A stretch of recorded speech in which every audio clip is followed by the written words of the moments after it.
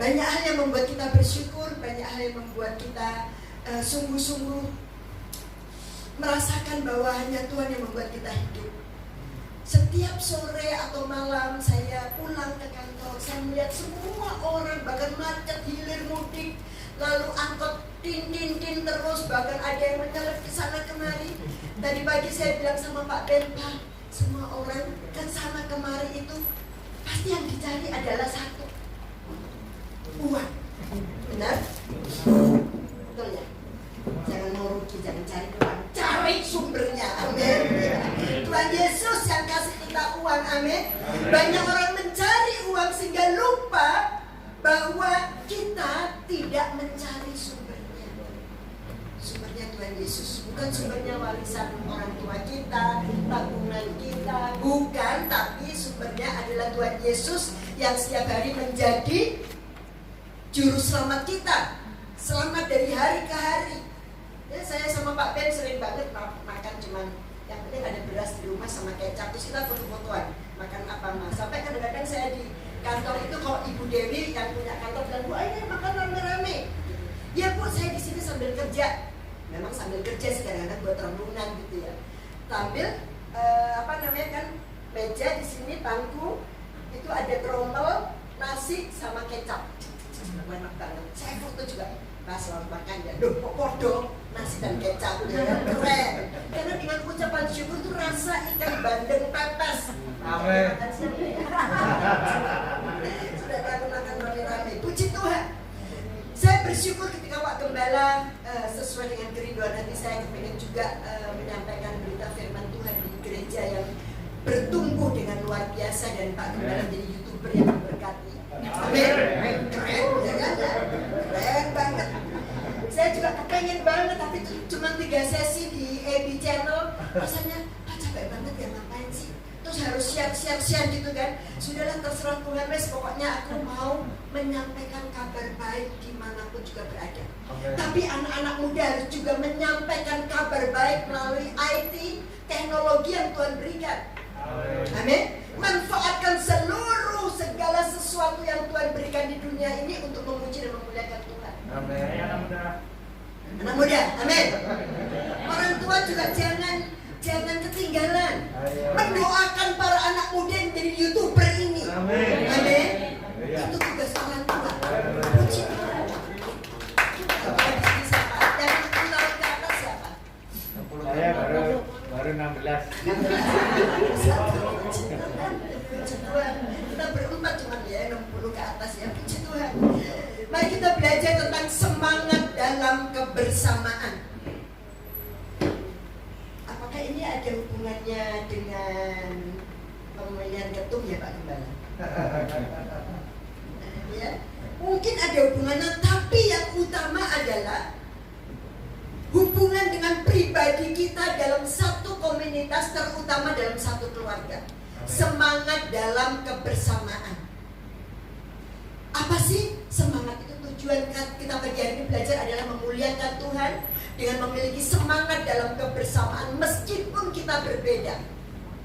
Ya kan? Siapa yang dari Nias? Angkat tangan. Siapa yang dari Sumatera Utara? Angkat tangan. Siapa yang dari Curug? Angkat tangan. Campuran apa?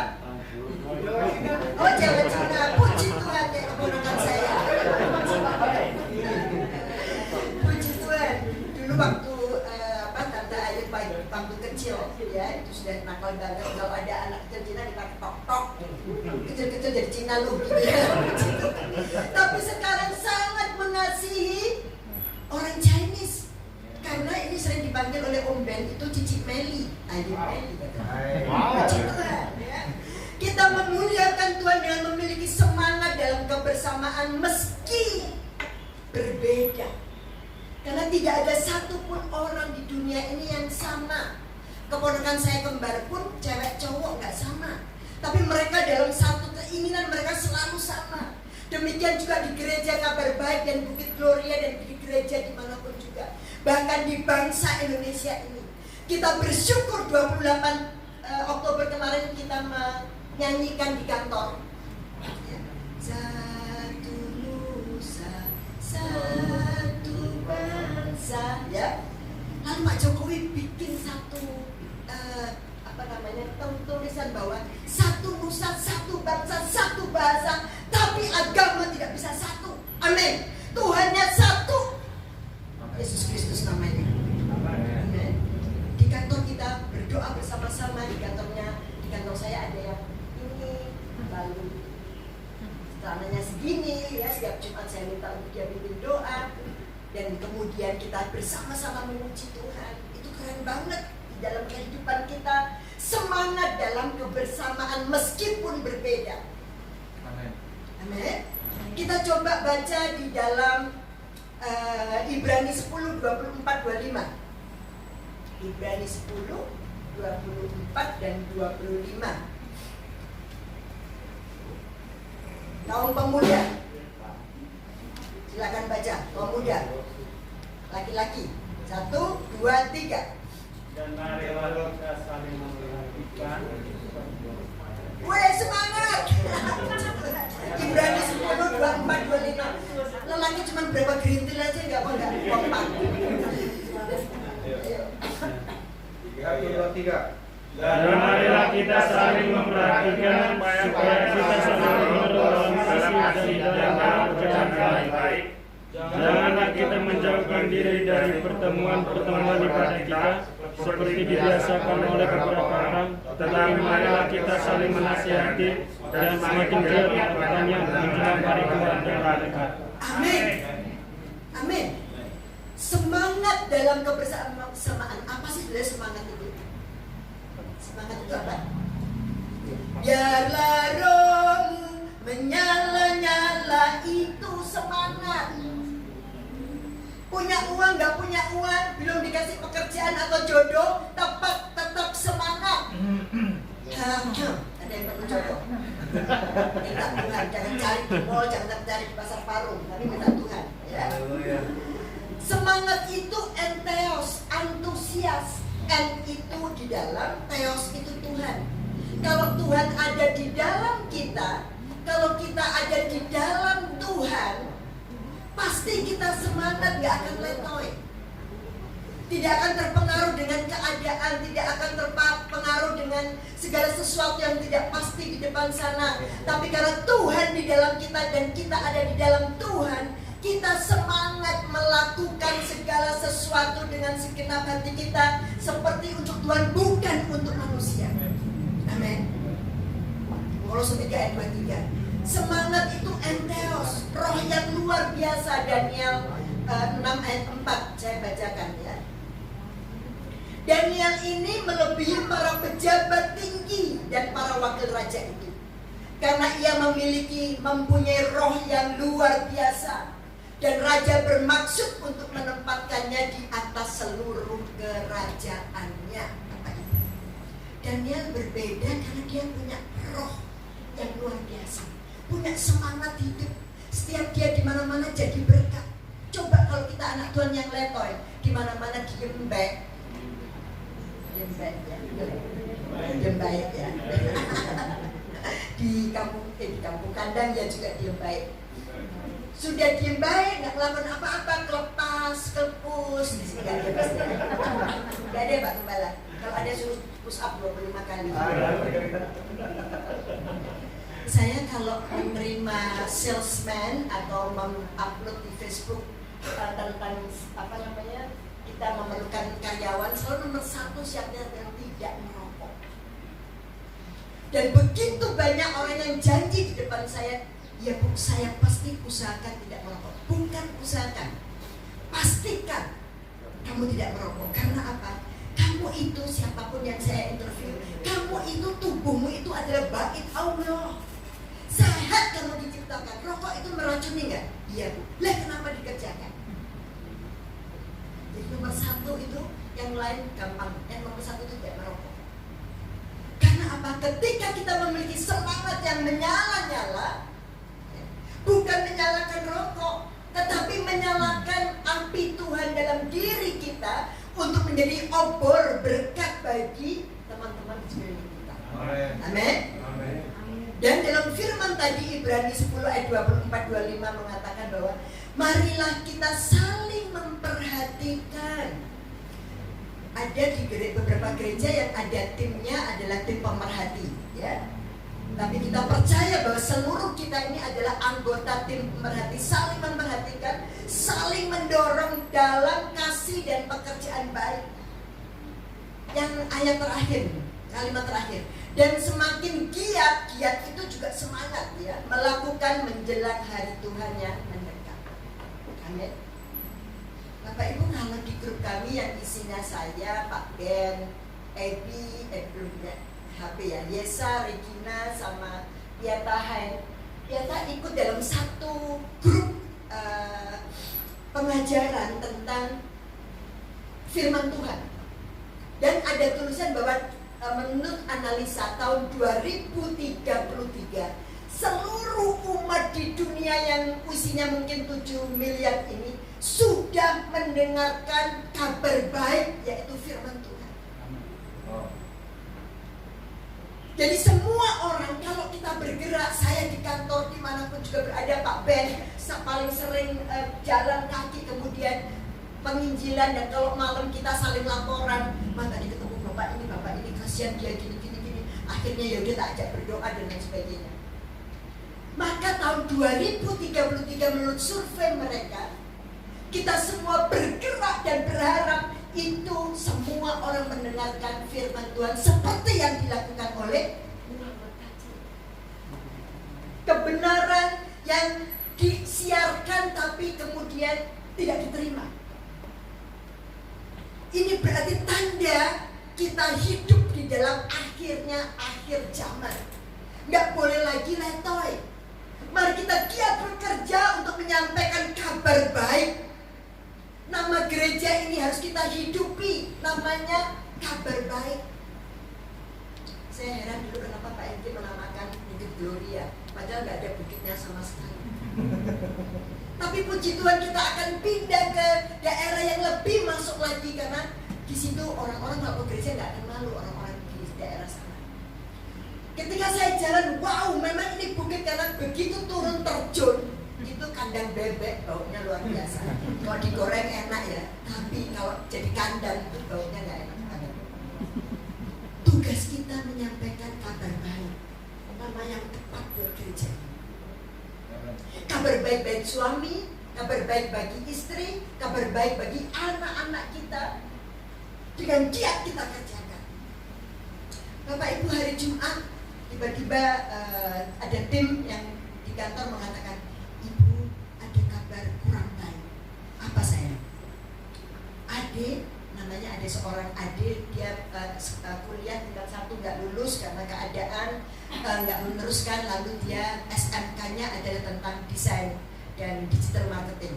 Kita terima dan dia mau mengundurkan diri.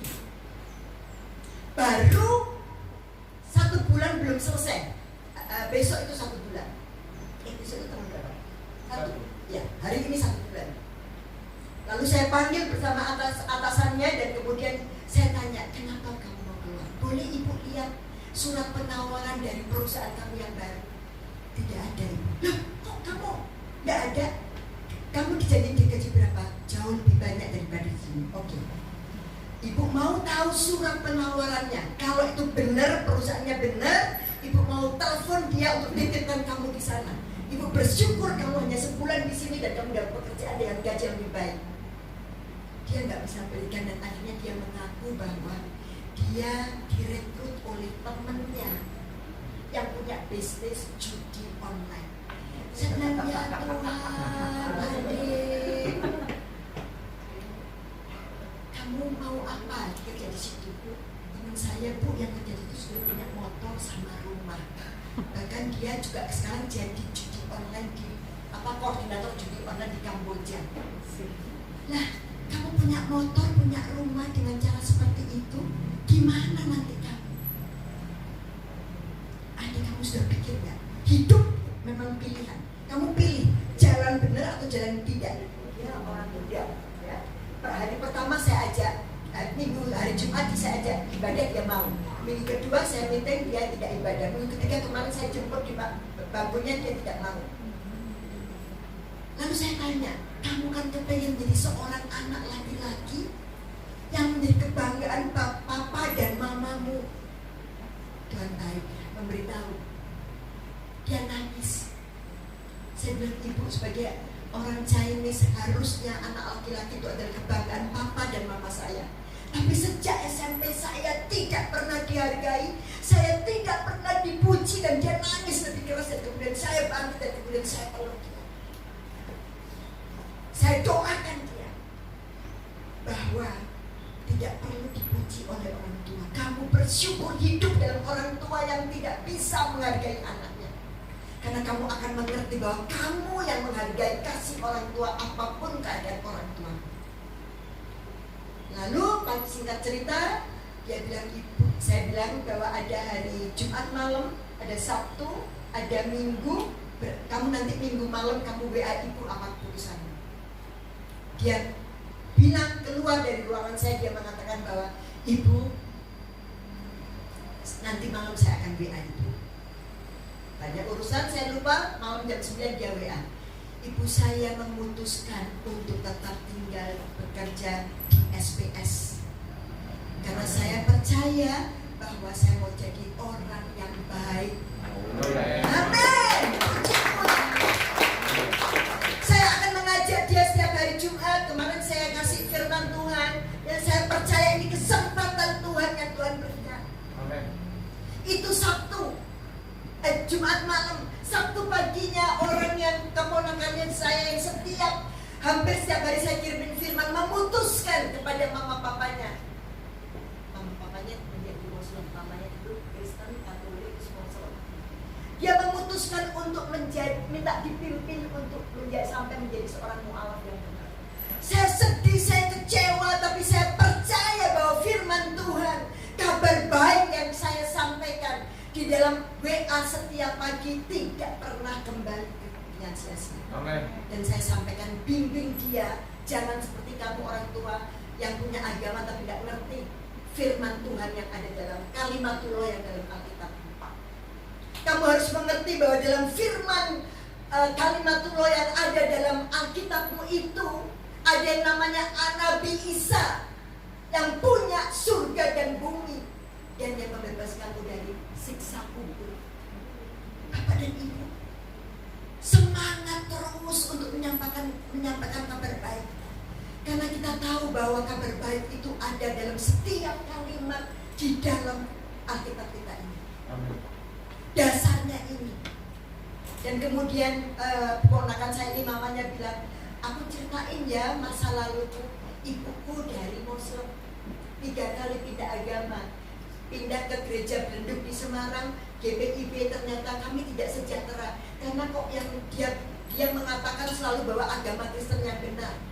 Lalu ibuku pindah ke Katolik, lebih demokratis, lebih manusiawi, santai katanya. Mesti aja kalau iman santai ya gitu hilang, jadi menikah lagi dapat itu ya pindah. Iman yang santai diikuti. Tuhan itu nggak pernah santai loh, sampai nggak bisa bobo enak ya kan? Ya kan? Jangan sampai kita di gereja juga bobo enak terus. Kok saya nggak bisa bobo baca firman dengan firman yang Pak Gembala sampaikan, tidur saya. Amin. Ya. Bapak dan Ibu, mari kita giat melakukannya menjelang hari Tuhan yang mendekat. Roma 12 ayat 4 sampai 6. Sekarang baca kaum ibu, kaum wanita. Roma 12 ayat 4 sampai 6. Roma 12 ayat 4 sampai 6.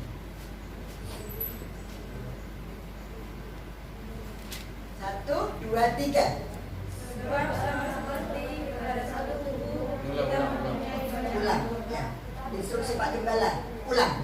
Kaum wanita, bangkit berdiri kaum wanita biar semangat. Baca. Dan jangan kalah sama laki-laki. 1, 2, 3.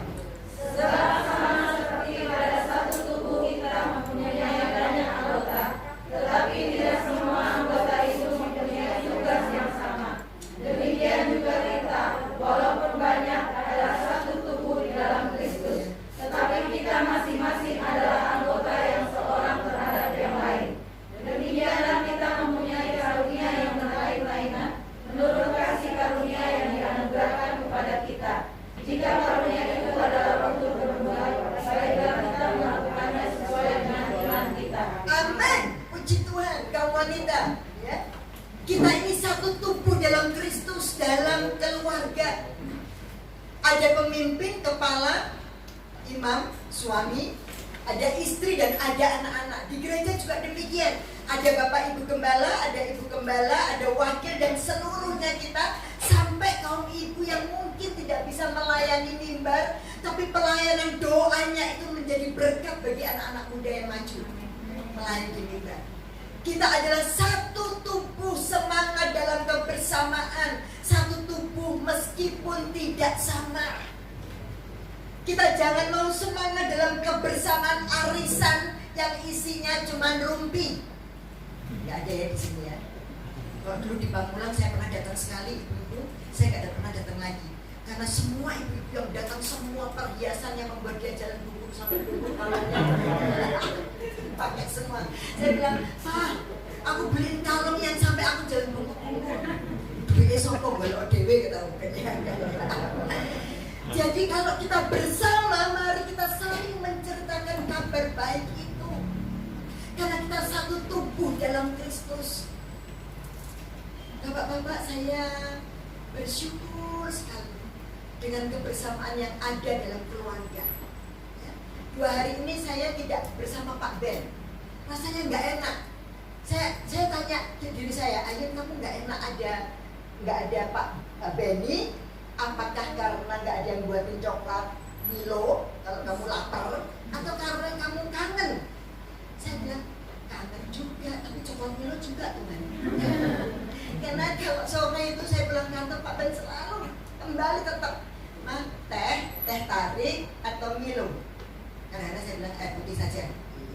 kalian air putih saja. Padahal masa nggak tahu sih aku pengen minum. Dia kan nggak tahu. Pak Ben nggak pernah tahu kalau kita nggak bicara. Amin. Ibu Gembala nggak pernah, Pak Gembala nggak pernah tahu loh kalau Ibu Gembala kepengen dipeluk Pak Gembala. Bilang loh.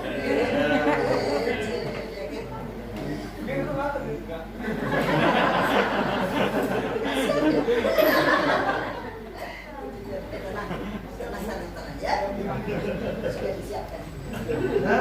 Kapan mau berkata?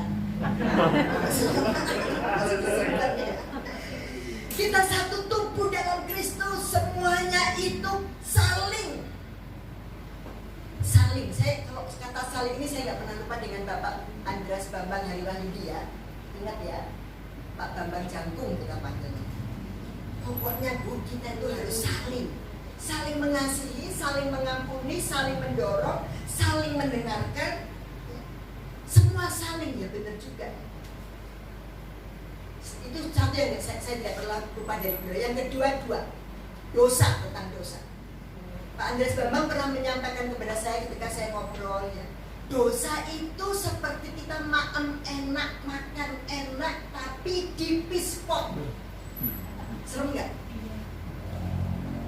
Ada tuh, tapi satu rumah makan, nggak tahu tempatnya di sana, saya pernah.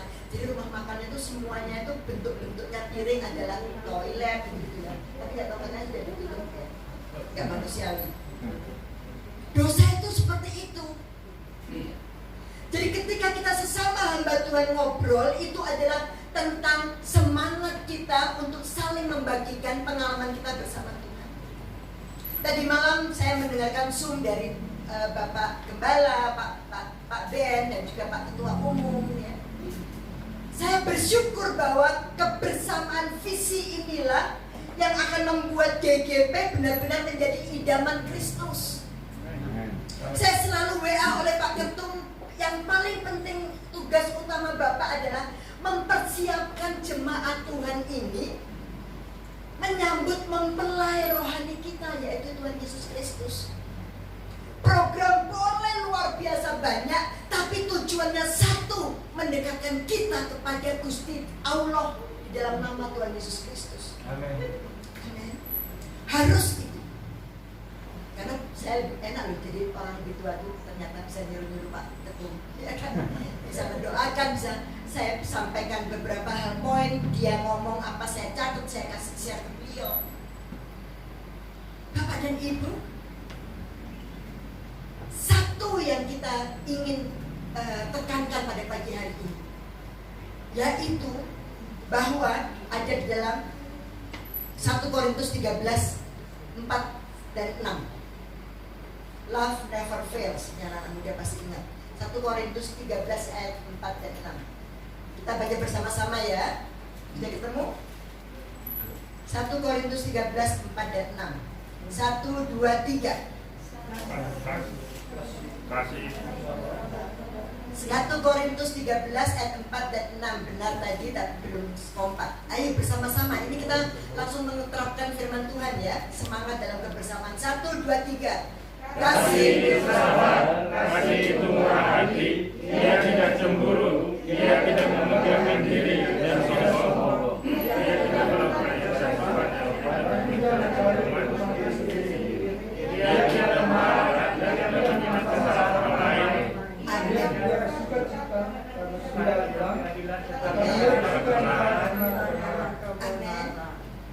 Amin.